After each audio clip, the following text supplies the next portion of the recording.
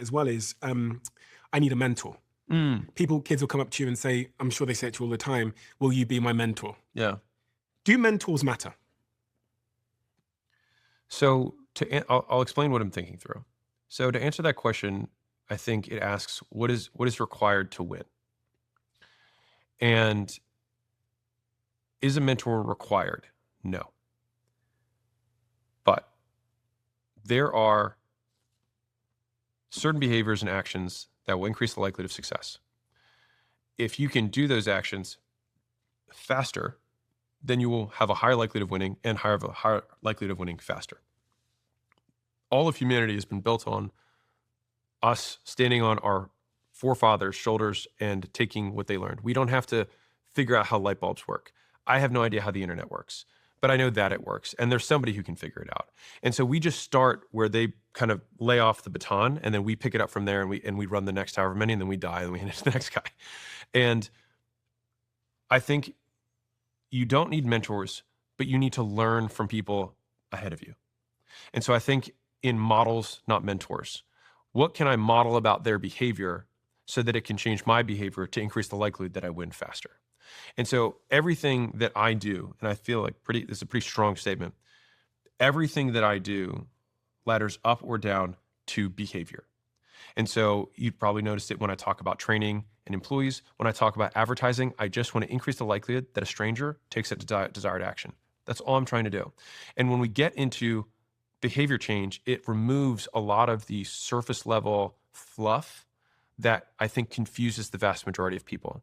And so I'm always afraid to go on podcasts where somebody is like really heavy in like manifestation and like energy and frequencies and like whatever the hell. And they'll say things like, I manifested this meeting. And I'll be like, you didn't. You have content that did well because you produce content on a regular basis. And then your EA reached out to my EA. That reach out is what initiated this, not whatever vibes you were setting out into the universe. Now, some people might say, yeah, it was also the vibes. But I would bet that if they made the content and did the reach out, I would still do it, which means that those are the core things, because if we remove those, if we just did the manifestation and didn't make the content of the reach out, I would not be here. And so one of these works, one of these doesn't. And so that is what has allowed me to try and extract the essence from the mentors or heroes ahead of me. I consume a tremendous amount of Elon, Bezos, Zuck, anything that I can find that they put out or that they're interviewed on. I try and consume it. And the whole goal is I want to think about their decision-making process as it relates to what they did, and try and apply that to my context in terms of behavior. And so that has been just like the big zoom out for, do I need a mentor? No, but you need to learn stuff. And so whatever way is the fastest way for you to learn things, do that. And so I'll tell this story because I think it's like, do you need one? No one needs one. You can literally just do all of these things through trial and error on your own, and you will figure it out. Time is obviously the one thing that is the big question mark. And I think part of it is a question of how valuable is your time to you, not in a micro example, but would I pay in time or money to move forward 5 years and not make 5 years of mistakes?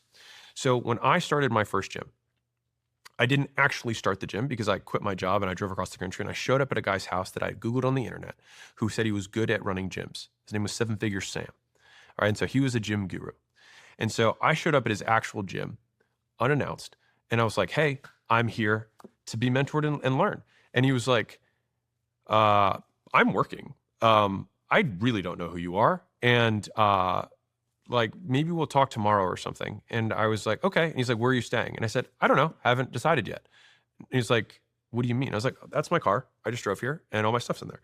And he's like, you have nowhere to live? I was like, I just figured out when I got here. And so he offered me to stay at his house that night, which was unbelievably generous, and maybe my salesmanship got him. Who knows? But within a few weeks, he had a meetup of all the gyms that were kind of like following his little system for how he ran his personal training studio and boot camp. And I got to go as a 22-year-old, and I paid to have access to this community of gym owners. And they were all going around talking about what was going good and what was going wrong in the business. And when it got to me, I was like, well, okay, so I want to open a location, and this is kind of what I was thinking about my model, and this is what I was thinking about price points. And they were like, wrong. Here's why that's not going to work. Here's how that's not going to work. And I was like, oh, okay, well, this is where I was going to buy equipment.